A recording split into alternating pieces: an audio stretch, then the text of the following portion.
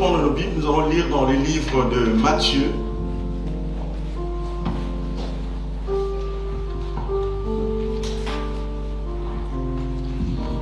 Matthieu, chapitre 26, verset 1. Je ne lirai pas tout, parce que c'est un long chapitre que vous lirez chez vous. Vous allez comprendre, juste je vais laisser les étapes, quelques passages. Dans Matthieu 26, verset 1 à 4, je n'ai pas remercié le louangiste, merci beaucoup. On a vraiment bien loué Dieu. Alléluia. Alors donc, et puis comme on dit qu'on a une thématique, dès qu'il y a l'heure, maintenant pour ceux qui travaillent, réjouissez-vous parce qu'on ne va pas dépasser le temps. Alléluia. Quand c'est l'heure, on arrête puisqu'on va continuer la semaine prochaine. Amen. Et nous allons continuer. Vendredi dernier, notre bien-aimé ancien nous a partagé un de fruits. Et donc nous allons continuer, mais il va le faire en prédication. Alors Matthieu 26, verset 1 à 4. Et qui va continuer plus. Lorsque Jésus eut achevé tous ses discours, il dit à ses disciples, vous savez que la Pâque a lieu dans 2 jours et que le Fils de l'homme sera livré pour être crucifié. Alors les principaux sacrificateurs et les anciens du peuple se réunirent dans la cour du souverain sacrificateur appelé Caïphe. Ils délibèrent sur le moyen d'arrêter Jésus par ruse et de le faire mourir. Alors, je continue, verset 59. Les principaux sacrificateurs et tous les Sanhédrins cherchaient quelques faux témoignages contre Jésus suffisants pour le faire mourir. Alors, mais ils n'en trouvèrent point, quoique plusieurs faux témoins se fussent présentés. Enfin, il en vint 2. Verset 61. Celui-ci a dit, je puis détruire le temple de Dieu et le rétablir en 3 jours. Toujours des accusations. Alors devant les souverains sacrificateurs et les tribunaux religieux, Caïphe, les Sanhédrins, qu'est-ce qu'il fait? Au verset 62, il dit, le souverain sacrificateur se leva et lui dit, ne réponds-tu pas? Ne réponds-tu rien? Qu'est-ce que ces hommes déposent contre toi? Qu'est-ce que Jésus dit? Jésus garda le silence. Notez bien, qu'est-ce que je dis? Jésus garda quoi? Le silence. C'est fort ça. Qu'est-ce que ces hommes déposent contre toi? Et Jésus garda le silence. Et le souverain sacrificateur, prenant la parole, lui dit, je t'adjure par le Dieu vivant de nous dire si tu es le Christ, le Fils de Dieu. Et Jésus répond cette fois-ci. Qu'est-ce que Jésus fait? Jésus répond. Alléluia. Jésus répond. Et qu'est-ce que Jésus dit? Tu l'as dit, je le suis. Donc, première attitude, on a dit quoi? À la première question, qu'est-ce que Jésus a fait? Jésus garda silence. Maintenant, à la deuxième question, qu'est-ce que Jésus dit? Jésus, qu'est-ce qu'il fait? Jésus répondu, il dit, je le suis.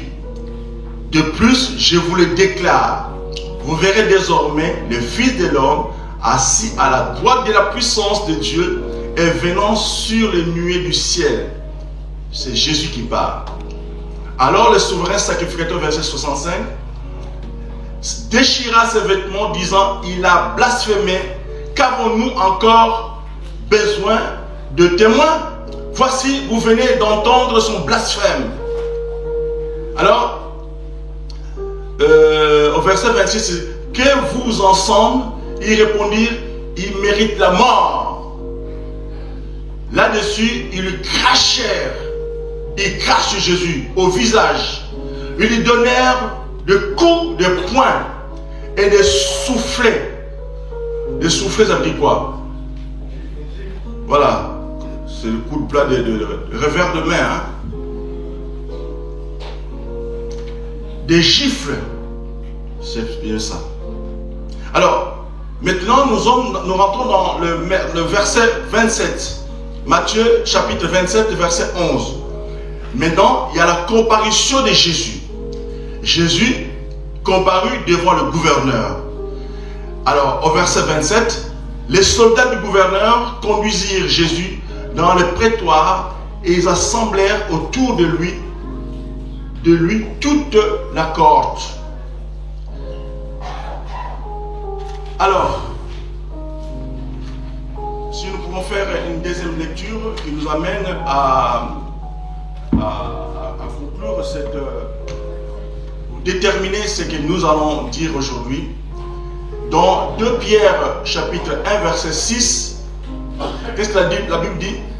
À la science, la tempérance. La tempérance veut dire la maîtrise de soi. À la tempérance, la patience. À la patience, la piété. À la piété, l'amour fraternel. À l'amour fraternel, l'amour, donc la charité. Car si ces choses sont en vous, et ils sont avec abondance, elles ne vous laisseront point oisifs ni stériles pour la connaissance de notre Seigneur Jésus-Christ. Mais celui en qui ces choses ne sont point et aveugle, il ne voit pas de loin, il a mis en oubli la purification de ses anciens péchés. Seigneur notre Dieu, nous te disons merci pour cet instant, merci pour ta présence, merci pour ta grandeur. Tu es un Dieu infiniment grand. Et ce matin, je rappelle encore du fait que si toi qui es le même Dieu de la profondeur, de la hauteur, de la largeur, c'est que nous sommes parfaits, nous sommes dans la plénitude, dans la perfection. Seigneur, faites que nous puissions vraiment avoir cette attitude d'atteindre la perfection. Cela est possible. Amen. Amen. Alors donc nous parlons de la tempérance. La tempérance, bien aimé, ça veut dire en autre mot, contrôle parfait de nous-mêmes. Répète à ton voisin. Ça dit tu prends contrôle, tu te contrôles toi-même. Alléluia.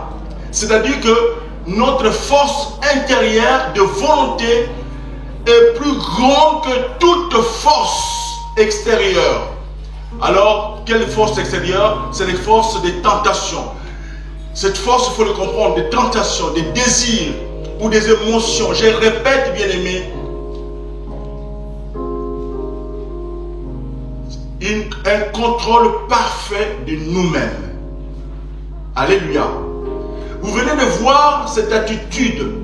C'est-à-dire que la maîtrise de soi, c'est quelque chose, puisque nous parlons de quelque chose que tu dois, ça fait partie des fruits. L'un des fruits, j'ai choisi la maîtrise de soi, parce que cela va de nos vies quotidiennes, de notre vie quotidienne. Tous les jours, ce fruit est exposé. Et parfois, nous sommes loin de réaliser ces fruits parce que je dirais, les œuvres de la chair sont autour de nous, devant nous, et qui mettent en cause ce fruit qui est la maîtrise de soi. Ça veut dire que tu dois avoir un contrôle de soi. Tu dois te contrôler de la même façon quand tu te promènes. Tu trouves qu'en face de toi, il y a un trou, tu vas savoir t'arrêter. Quelqu'un m'entend ce matin? Tu dois savoir t'arrêter parce que si je fonce, je tombe dans le trou. Et dans le maîtrise de soi, c'est si je fais, voilà les conséquences. Dans le psaume 141, verset 3, il nous dit, il faut mettre un frein dans ta bouche. Dis Amen. Avant que tu parles, tu mets un frein dans ta bouche. Vous savez, la maîtrise de soi, c'est quelque chose qu'il faut maîtriser, bien aimé. Vous vous souvenez quand des athlètes, dernièrement j'ai suivi, comment s'appelle notre judoka là? Teddy, quoi? Teddy Reder. Teddy, hein, c'est ça. Teddy Riner. Alors, il a soumis son corps à un jeûne, à une, ça ne dit pas jeûne, mais ça dit une attitude à avoir, à ne pas manger tel repas. Parce qu'il doit conserver un poids idéal. Sinon, il dépasse le poids. Bien aimé, comment il va assujettir son corps? Et pour cela, c'est quoi? Il faut avoir le contrôle de soi. On t'appelle, et c'est à ce moment où il y a des tentations, où il y a la glace italienne. Vous avez déjà mangé la glace italienne? Allez-y en Italie. Tu ne vas pas dire non, bien-aimé. C'est tentant. Mais la force intérieure te dit non, je ne prendrai pas. Quelqu'un a suivi cela? Ça dit qu'il y a tout un panel de aliments auxquels tu ne toucheras pas. Parce que ça va t'engraisser. Regarde comment on peut arriver à avoir cette maîtrise. Bien-aimé, comment tu vas arriver à te maîtriser? Il s'agit d'un couple qui se dit nous sommes fiancés.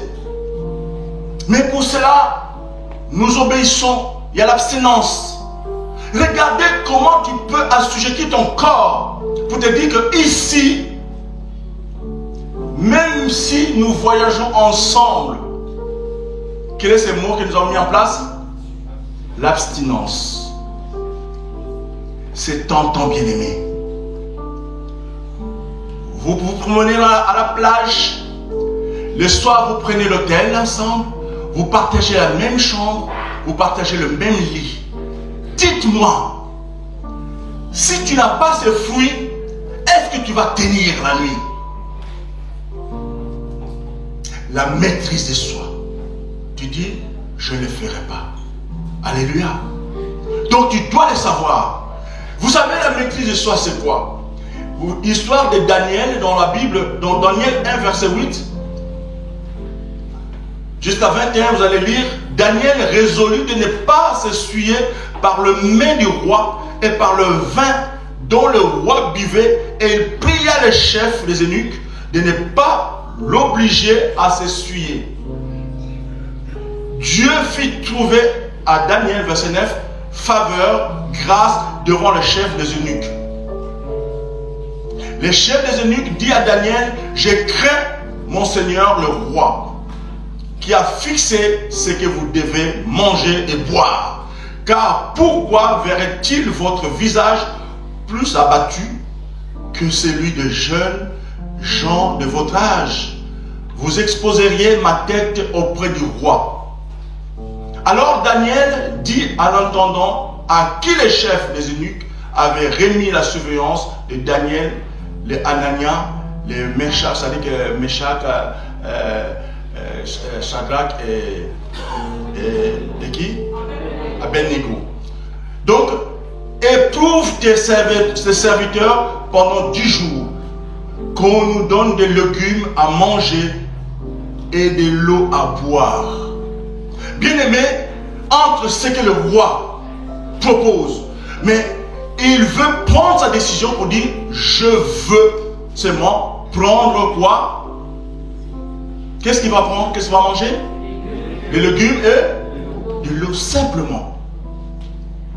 Regardez comment il est en train de tenir ferme à sa position de ne pas prendre ce qu'on lui propose, parce que c'est une résolution, c'est une décision ferme qui ne changera pas. La maîtrise de soi. Il y a aussi ce qu'on peut appeler le contrôle physique.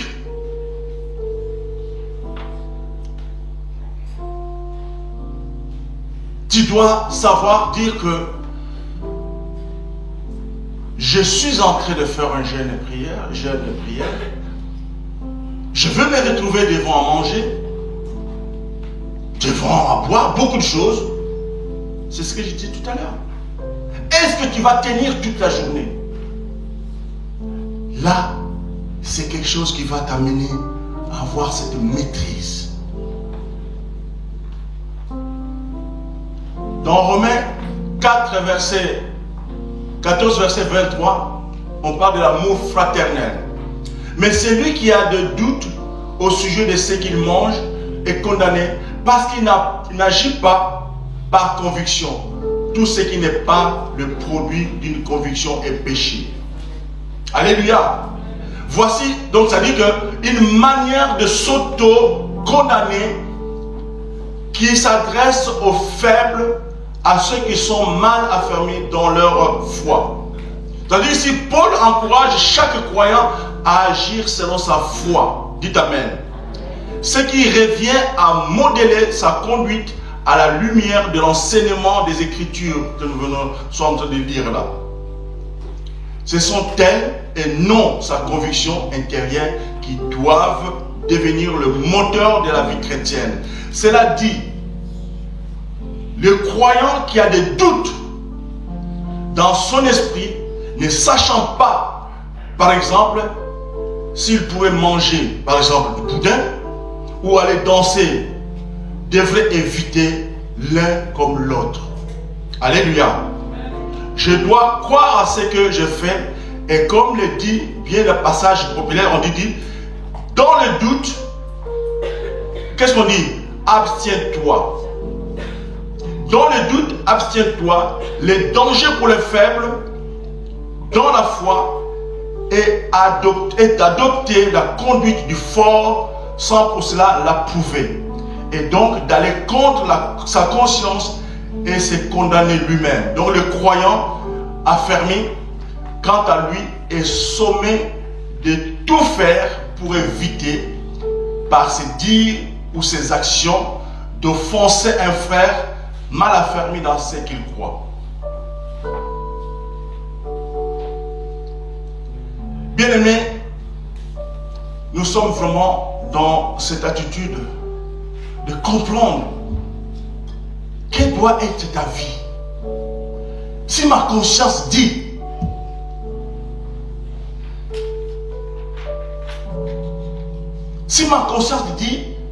je dois ou je ne dois pas le faire, l'âme, c'est la partie psychologique de l'homme. C'est la partie où tout vient en toi. Mais c'est toi qui dois dominer, qui dois éduquer ton âme. C'est toi qui dois dire, je ne le ferai pas.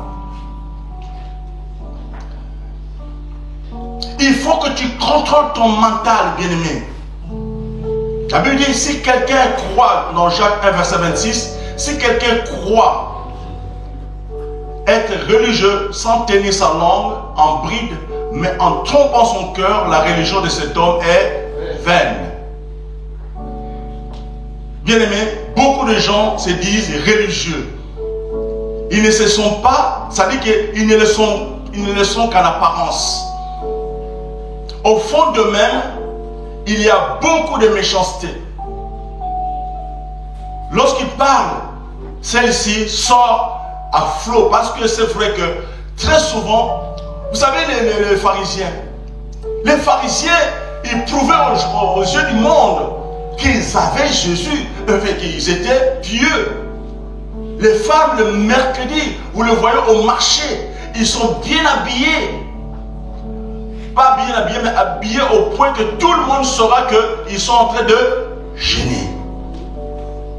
Et on entend de quoi? Ils sont pieux ou pieuses. Non. C'est une apparence trompeuse. Nous devons faire très attention. Les péchés les plus répandus et les plus destructeurs sont ceux de la langue sous forme de critiques, des calomnies et des propos méchants. Est-ce que tu ne peux pas t'abstenir? Parce qu'il faut avoir la maîtrise de soi. Devant une situation, il faut que tu critiques. C'est ça la maîtrise de soi. On vient de te dire quelque chose, une situation grave, où tu te moques, mais là, tu dis non. Je dois me maîtriser. Qu'est-ce qu'on a dit pour la maîtrise de soi? C'est le contrôle de soi-même. Contrôle. Tu es en train de me dire, il faut que je critique. Non, je ne le ferai pas. Maîtrise de soi. La colère dans un couple, ça arrive. Quand on est en colère, le mot sort. Moi, j'ai vécu l'Italie. Bien aimé, je n'ai pas compris comment les femmes italiennes supportent leur mari. Ils ont des injures qu'on ne pourra pas supporter. Mais les femmes sont habituées à ces mots-là. Si ces mots-là, on les disait ici, eh bien, le monde, je vois qu'il n'y aura plus de mariage. Je me souviens, je me rappelle d'un ami qui s'est marié, enfin, c'est un couple mixte, et s'aimaient beaucoup. Ils avaient toujours tendance à chérir, chérir, chérir. Mais un jour, l'homme avait ses problèmes au travail. Regarde le manque de maîtrise de soi. L'homme, quand il arrivait, sa femme qui a toujours l'habitude de l'accueillir, toujours joyeusement. Chérie, comment tu vas? Et 2 fois 3 questions, il a lâché un mot. Je ne veux pas le dire. Mais comme je suis en train de prêcher, autant le dire. Il a dit, laisse-moi, merde. Bien-aimé, cette merde a causé le divorce. La femme a souffert. Pourquoi? Parce que ces mots n'ont jamais sorti dans le couple. Pourquoi l'homme a-t-il prononcé les mots qu'il ne prononce pas? Il faut mettre un frein dans la bouche. Avant de dire quelque chose, si tu n'as pas dit, est-ce que l'autre saura? Tu es en colère, tu aurais pu dire des choses, mais tu n'as pas dit. Est-ce que l'autre est au courant? Parce que tu t'es maîtrisé. Est-ce qu'on peut applaudir cette parole?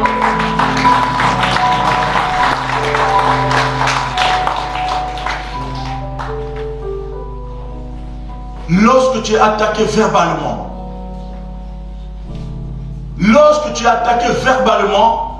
bien aimé, il faut avoir cette conduite. Nous venons de lire l'histoire de Jésus. Qu'est-ce que Jésus a dit? Ça dit que verbalement que tu peux être attaqué, verbalement on peut te faire dire des choses. Vous voyez que nous avons un grand joueur de football qui s'appelle Zidane. Nous sommes à quelques minutes pour gagner la Coupe du Monde. Mais les défenseurs étaient bien préparés pour attaquer verbalement là où ça fait mal.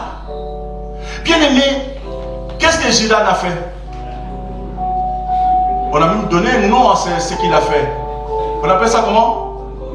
Coup de boule. Parce que le mot que l'adversaire a sorti ne pouvait pas, pour lui, il ne pouvait pas le supporter. Donc il était capable de réagir.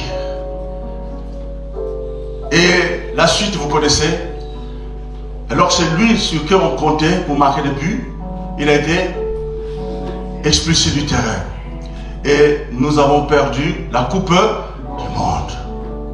Si c'était maîtrisé, tu dis, je n'ai rien entendu. Ça dit que tu dis des choses, mais je dédramatise ce que tu me dis. Dans l'amour, j'ai connu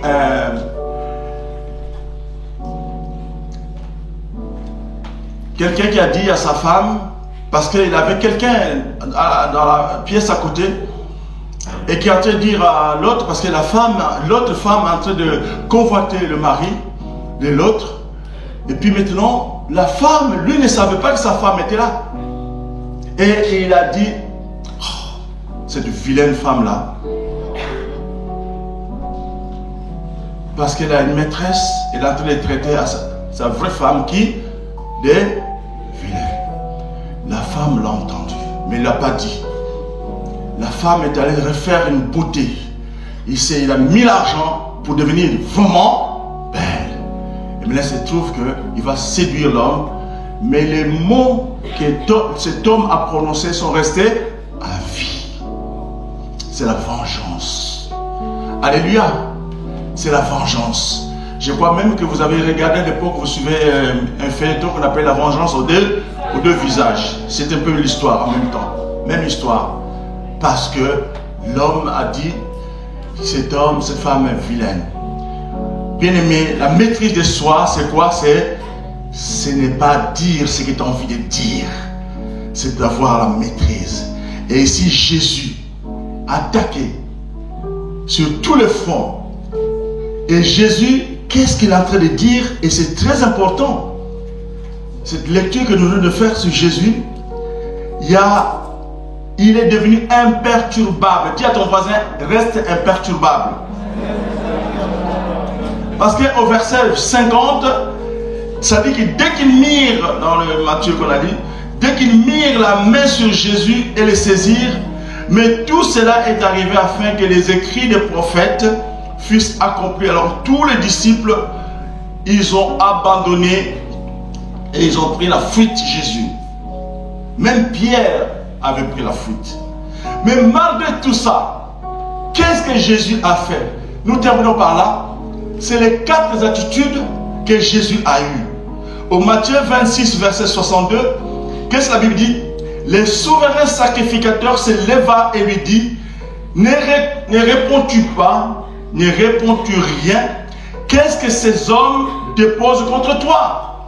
Jésus, qu'est-ce qu'il a fait? Jésus garda là, qu'est-ce qu'il a fait? Garde quoi? Le silence. Jésus garde silence, il ne répond pas. Il sait bien qu'on l'accuse à tort. Est-ce que je dois me justifier? Non, je n'ai pas besoin de me justifier. Je garde silence. Alors, retenez que le silence est un grand signe de maîtrise de soi. Dites à ton voisin. Le silence est un grand signe de maîtrise de soi. Surtout quand on t'accuse à tort. Deuxième point, sur l'attitude de Jésus. Matthieu 26, verset 64. Jésus n'a pas peur de dire des choses qui déplaisent. Parce qu'il y a une vérité qu'ils ne connaissent pas. Maintenant, qu'est-ce que Jésus dit? Jésus lui répondit, tu l'as dit toi-même, je le suis. Vous pouvez lire aussi, c'est dans Marc 14, verset 62. De plus, je vous le déclare, c'est Jésus qui dit, vous verrez désormais le Fils de l'homme assis à la droite de la puissance de Dieu et venant sur les nuées du ciel. Là maintenant, Jésus répond parce qu'il y a quelque chose auquel ils ignorent, mais il faut qu'ils le disent, que je suis le Fils de Dieu. Alléluia. Là, vous m'accusez de ceci, cela. Là, il y a même plus loin dans Matthieu, vous verrez qu'on accusait Jésus de chef de Belzéboul. Comme si on te dit, est-ce que tu es sorcier? Tu as fait du mal, mais ne te défends pas. Garde, parce que dès que tu gardes le silence, même au tribunal, on comprendra. Parce que quelqu'un qui a fait du mal, on sait comment il est agité. Le troisième, Matthieu 26, verset 67, Jésus ne cède pas. Regardez bien. Pas question pour lui de se fondre ou craquer. Là-dessus, on lui crache dessus. On lui crache le visage. Et on lui donne des coups, des poings et des gifles. Bien-aimés, vous et moi. Dites-moi, vous et moi, honnêtement. Quelqu'un qui vient, qui te frappe, qui te crache dessus, comment tu vas réagir? Comment? Sois honnête. Nadine, sois honnête. Comment tu vas réagir? Hein? Ta voisine qui vient et qui te frappe, qui te gifle, qui fait tout, qui te crache dessus. Tu vas rester comme ça? Qu'est-ce qu'on fait? Notre ancien dit, on riposte. Muriel aussi d'accord. Non. Regardez, écoutez bien la réponse de Jésus. Et Jésus, qu'est-ce qu'il fait? On lui crachait dessus, on lui donne des coups de poing, des giflets, en disant, Christ, prophétise, dis-nous qui t'a frappé. Et qu'est-ce que Christ fait? Jésus est non violent. Même quand on se moque de lui, Jésus ne craque pas. Jésus ne craque pas. Vous avez manqué l'occasion d'applaudir parce que là, vous tous, alléluia. C'est-à-dire que Jésus est notre modèle. En ce qui concerne la maîtrise de soi, être chrétien, c'est être maître de soi. Surtout dans la colère, dans la bouderie, dans la langue. Que ce soit au travail, que ce soit dans ta maison, que ce soit à l'église, bien-aimé, dans les discussions publiques, ou que sais-je encore, nous devons avoir cette attitude. Un athlète supporte beaucoup de privations pour forger son endurance. Alléluia. On va s'élever.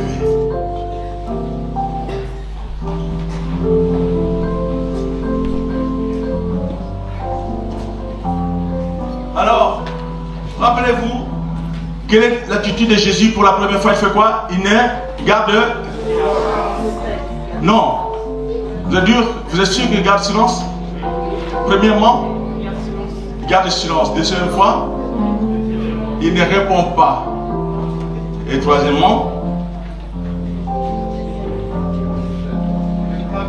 il ne craque pas.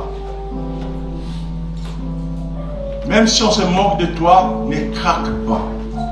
Garde ton attitude. Rappelle-toi de Jésus. Alléluia. Dans la maison, avoir la maîtrise de soi. Là où tu devais dire quelque chose qui fâche, qu'est-ce que tu vas faire? Quel psaume nous avons dit?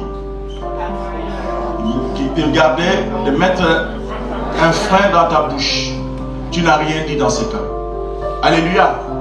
Moi, ça m'est arrivé que j'avais quelqu'un qui, chaque fois, on était ensemble, c'est quelqu'un que je respectais. Et chaque fois qu'il disait des choses, je voyais qu'il avait tort. Mais comme c'était mon aîné, j'ai dit, mais si je le réponds, j'ai dit toujours, tu gagnes toujours, tu veux gagner. Qu'est-ce que je faisais? Chaque fois que cette situation arrivait, je me levais et je sortais et je soufflais. Et je revenais. Lui pensait que c'est pour lui, il avait trouvé cette attitude très gênante pour lui. Et un jour, je le faisais plusieurs fois parce qu'on avait toujours des discussions. Et puis un jour, il me dit, Jerry, toi tu es hautain. Quand je te parle, tu es toujours l'habitude de partir. Tu te lèves, tu pars. Et je fais un petit sourire, je dis, vous savez pourquoi je me lève? C'est parce que tu es mon aîné. Je ne veux pas t'offenser. Je ne veux pas te dire des mots, à te dire que tu gagnes toujours. Tu aimes toujours gagner. Mais je ne veux pas le dire. Mais ce jour-là, indirectement, je suis en train de le dire. Vous avez compris? Mais il a dit, ah bon, c'était pour ça? Je dis oui. Il a eu honte. Parce qu'il avait déjà dit ça dans son entourage.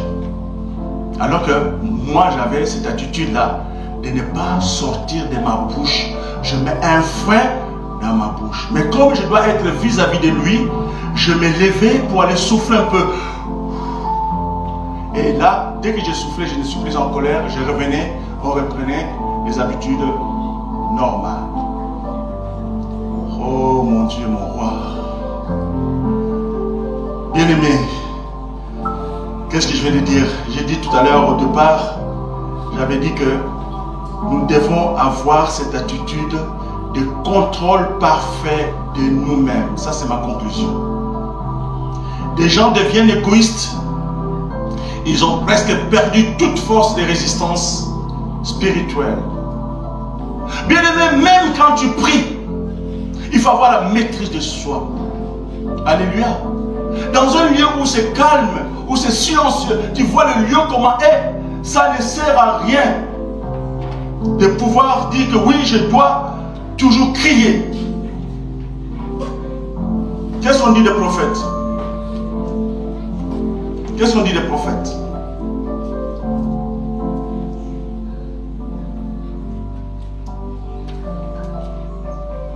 Parfois, même si vous regardez bien la Bible, l'apôtre Paul dit que j'ai envie de faire le bien, mais c'est le mal que je fais. J'ai envie de faire le bien. Maintenant, ton âme te dit, fais le mal. Ton attitude, comment tu vas être? Dis-moi. Qu'est-ce que tu vas dire? Qu'est-ce que tu vas faire?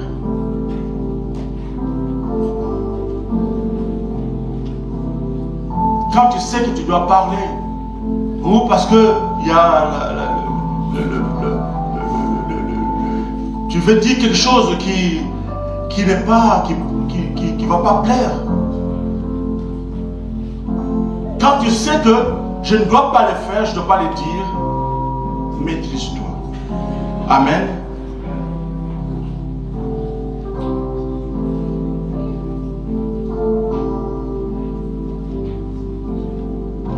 Parmi les chrétiens, les péchés les plus répandus et les plus destructeurs sont ceux de la langue, sous forme de critiques, de calomnies et de propos méchants. Ne perds pas contrôle, bien-aimé. Ne perds pas contrôle. Quand tu es attaqué, tu vas avoir un contrôle de soi-même. Et vous allez voir, le couple va tenir longtemps. Parce que non seulement on parlera de pardon, non seulement on parlera de l'autre fruit qui sera la bénignité. On aurait pu même l'associer. Mais là, non. Élevons nos voix. Chacun de nous vit le problème de maîtrise de soi. Le maîtrise de soi, c'est notre problème quotidien. Commence à dire, pourquoi j'ai dit ça à mon époux? Pourquoi j'ai dit ça à mon épouse? Pourquoi je ne me suis pas tue? Pourquoi il faut que je dise des choses? Alors la Bible dit de mettre un frein dans ma bouche, que ma conscience me dise des choses. Chantons ce chant et en même temps méditons, bien-aimés, que cette attitude tu dois l'avoir. Ceux qui sont étudiants, ils perdent contrôle parce que le prof lui a dit des choses. Mais il est là pour ton éducation. Il est là pour ton avenir. Écoute-le.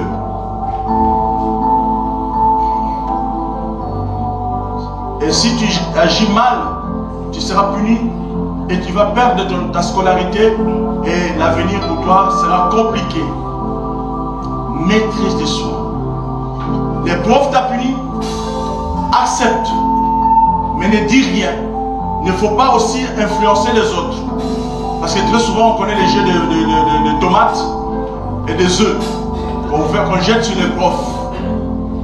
Et puis quand on demande qui a fait ça, toute la classe est silencieuse.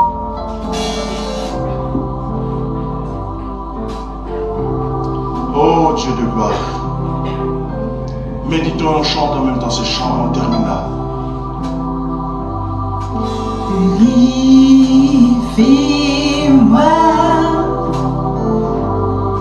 purifie-moi, je suis tout à toi. Je suis tout à toi.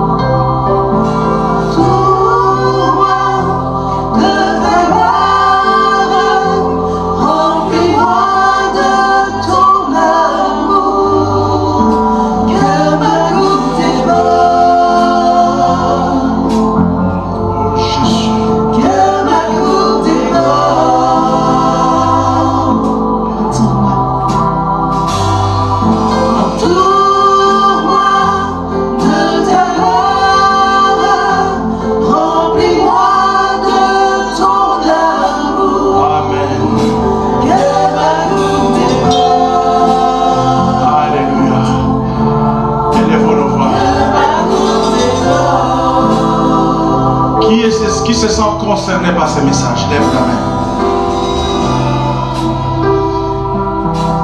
Regarde ton voisin. Tu es vraiment sûr à 100%. Tu ne bronches pas. Même si, vous savez, même l'alcoolisme, il y en a qui se disent, mais je ne prends plus l'alcool, je ne fume plus. Mais c'est plus dur que toi. Maîtrise de soi. Maîtrise. Il y en a qui ont un jeu facile vers sa femme, vis-à-vis de sa femme ou de son homme. Maîtrise-toi. garde silence. Ne dis rien. Tu n'as rien dit, elle n'est pas au courant. Tu n'as rien dit, il n'est pas au courant. Prions pour dire, Seigneur, délivre-moi de cet esprit. Seigneur, délivre-moi. Que je puisse avoir cette attitude, ce fruit qui sera très important dans ma vie. Que je sois en retard. Voir, bien aimé, il arrive même quand tu es en train de rouler en voiture. Combien nous manquons la maîtrise de soi. Parfois, il y en a qui sont en train de faire des gestes qui te donnent la colère au point même de descendre du véhicule, aller chercher ou même avoir, disons, un moyen pour atteindre le monsieur qui t'a fait des gestes. Mais il est dans son véhicule, toi tu es dans ton véhicule, tu es en train de souffrir pour rien. Maîtrise-toi simplement. Ce n'est rien ce qu'il a fait. Alléluia. Ne souffre pas. Dédramatise tout. Ne souffre pas, bien aimé. Parce que Jésus t'a donné, il a gardé silence. Il n'a pas craqué. On se moque de lui. On l'a frappé, on l'a injurié, on l'a craché. Mais il a gardé la maîtrise. Alléluia. Et cette attitude de Jésus, c'est moi. Alléluia. Dis que c'est moi cette attitude. Je veux avoir cette attitude. Dis que Jésus est mon modèle. Je veux avoir Jésus comme modèle. Si lui l'a fait, mais pourquoi moi je ne le ferai pas? Oh, élevons nos voix rapidement, mon Dieu. Seigneur, bénis, Seigneur, touche tous ceux qui ont levé leur main et qu'ils puissent savoir qu'ils sont en train de détruire autour d'eux des situations parfois simples, mais qui aggravent la situation parce que la langue a fourché, la langue ne peut pas garder et la langue est en train de dire des choses, mais ne dis rien. Maîtrise-toi, mets un foin dans ta bouche. Vous allez voir comment vous allez être au travail, à l'église, à la maison. Vous allez faire un bon foyer, un foyer que Dieu recommande parmi les fruits au nom de Jésus. Élevons nos voix et merci Seigneur pour cela. Bien-aimés, soyez bénis, mettez ça en pratique. Alléluia.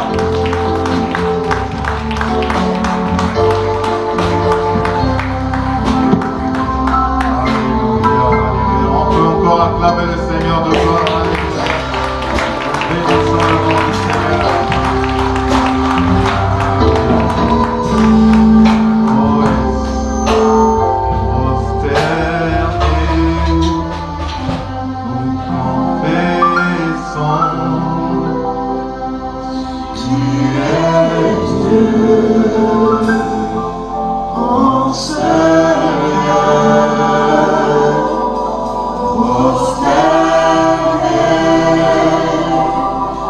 nous confessons. Tu es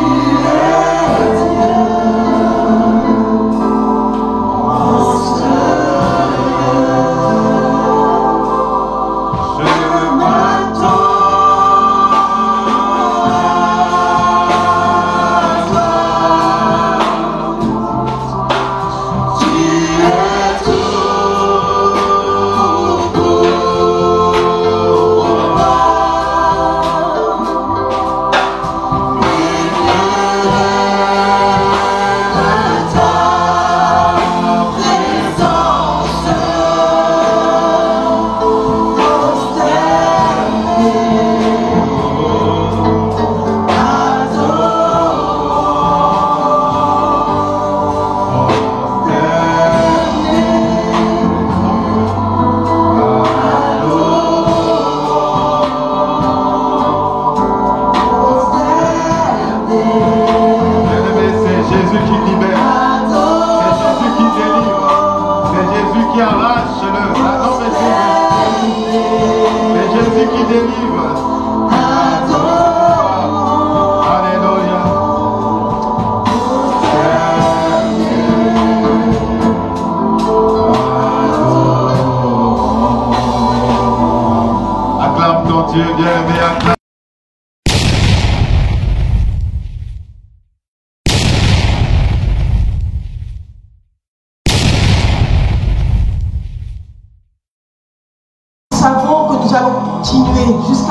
Jusqu'à la semaine prochaine. Ça va encore déborder les semaines futures parce que Dieu ne change pas. Nous changeons, nous, notre cœur des fois est vacillant, mais Dieu est le même. Il est le même hier, aujourd'hui éternellement. Nous le proclamons souvent, mais nous ne voyons pas toute la portée de cette phrase. L'homme change. Le cœur de l'homme est changeant. Mais le cœur de Dieu ne change pas. Et nous ne pouvons pas venir dans un lieu comme une église où siège la présence du Seigneur sans lui demander qu'il purifie notre cœur, sans lui demander qu'il puisse nous remplir de sa présence. Nous sommes des vases vides. Seigneur, remplis-moi de ta présence. Remplis-moi de ton esprit. Remplis le vase vide que je suis. Purifie-moi, Seigneur.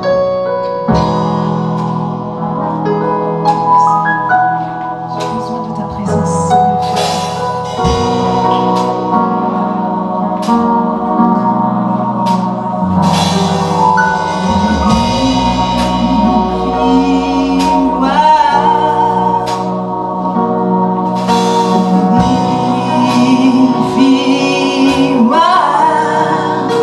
Je suis tout à toi.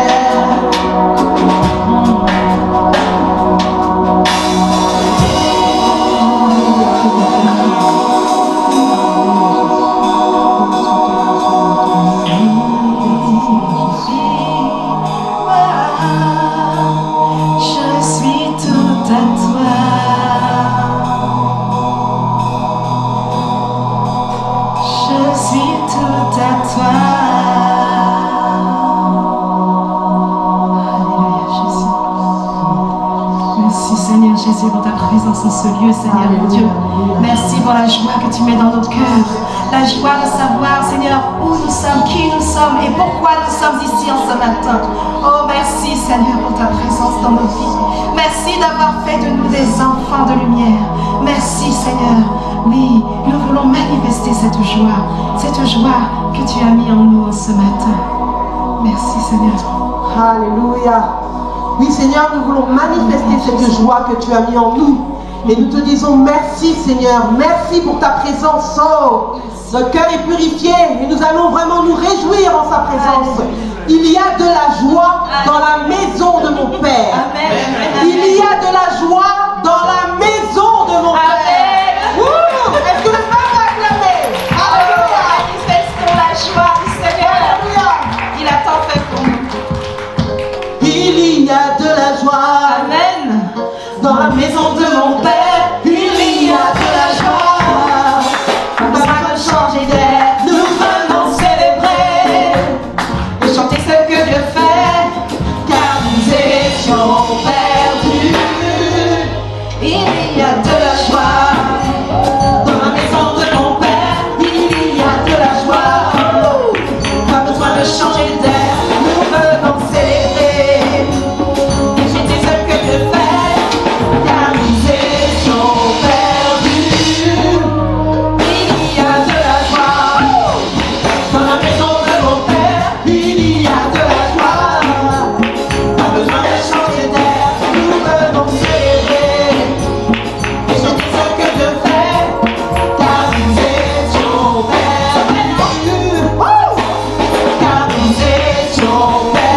y a de la joie.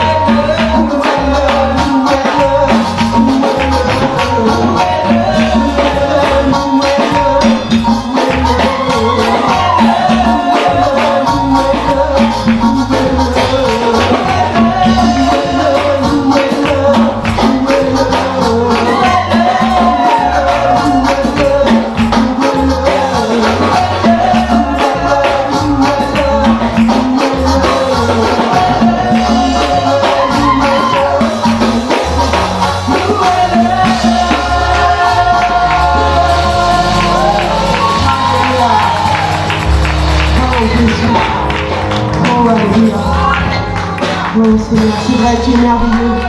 Tu es glorieux, Seigneur. Oh, mon Dieu, nous voulons entrer dans ta présence encore, Seigneur. Aller plus loin avec toi, Seigneur. Oh, nous voulons nous humilier devant ta sainteté, Seigneur. Toi qui es le nom dessus de tous les noms. Toi qui es le nom dessus de tous les noms. Le nom de Jésus. Alléluia. Oh, je t'invite à cet instant. Oh, de dire le nom de Jésus comme une prière. Jésus. Alléluia. Jésus.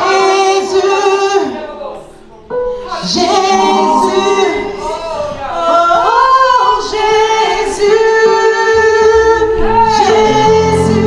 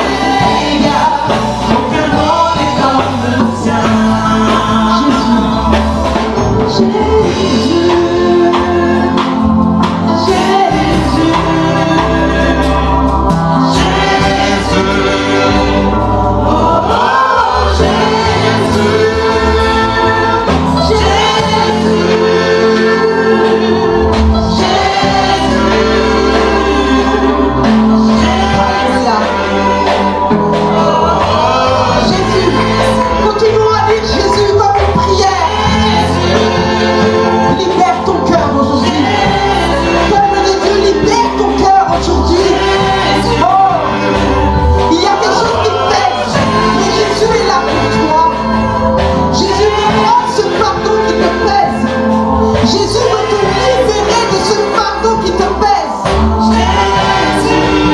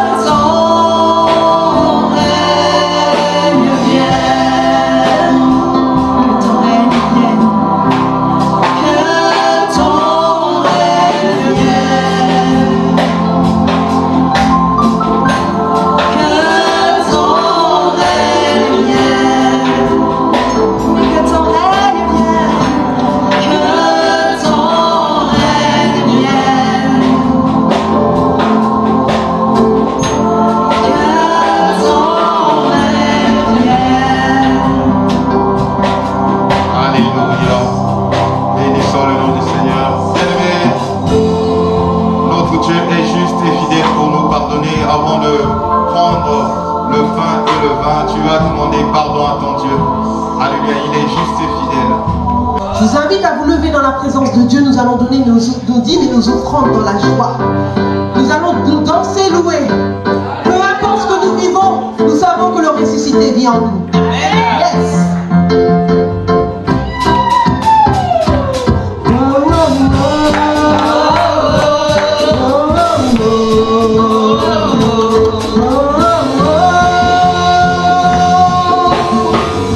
Je veux danser, louer. Peu importe ce que je vis, le ressuscité vit en moi. Son nom est Jésus. Je suis né de Dieu. Je suis victorieux. Je suis né pour influencer. Rempli de sa volonté. Je veux danser et louer. Peu importe ce que je vis, le ressuscité vit en moi. Son nom est Jésus. Je suis né de Dieu. Je suis victorieux. Je suis né pour influencer. Rempli du Saint-Esprit. Je louerai son nom. Je louerai son nom. Je louerai son nom. Je suis un conquérant. Je louerai son nom. Je louerai son nom. Je louerai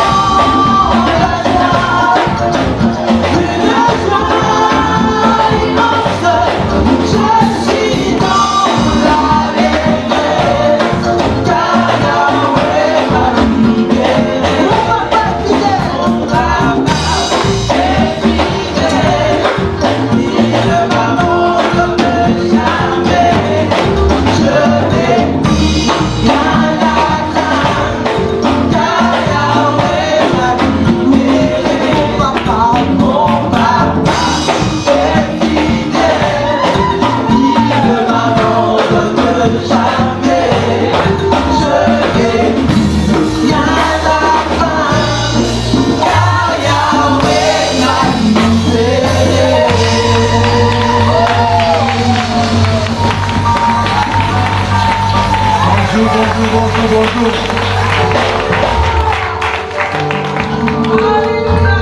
veux me réjouir dans le Dieu de mon salut, en Jésus mon roi. Je veux me réjouir dans le Dieu de mon salut, en Jésus mon roi. Je veux me réjouir dans le Dieu de mon salut, en Jésus mon roi.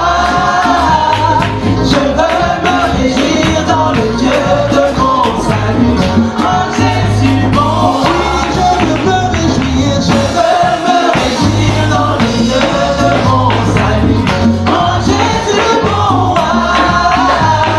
Je veux me réjouir dans le Dieu de mon salut, en Jésus mon roi. Il rend mes pieds sans arrêt les péchés. Il me fait marcher. Il me fait marcher sur les leviers. Regarde ton voisin, il se réjouit. Est-ce qu'il a des souris, ton voisin?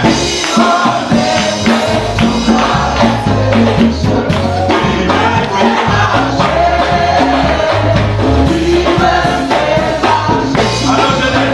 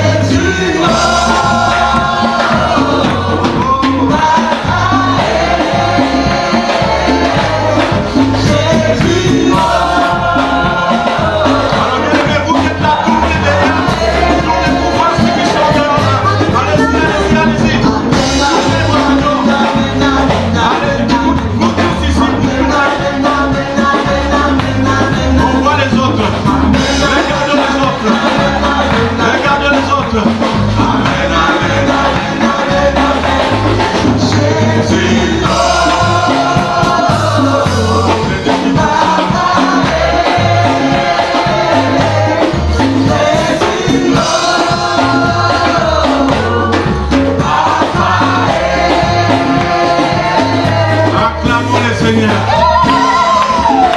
Acclamons le Seigneur, bien-aimé. Il est merveilleux, amen. Prenez place. Vous savez, une joie immense pour moi parce que depuis hier, avant-hier, je suis grand-père. Je suis papa. C'est une joie immense. Maman Janine et moi, nous sommes papis. Alléluia. Pour la première fois, nous sommes papis. Dieu soit loué. Amen. Ça va continuer encore. Merci. Prenez place. Voilà pourquoi ma joie était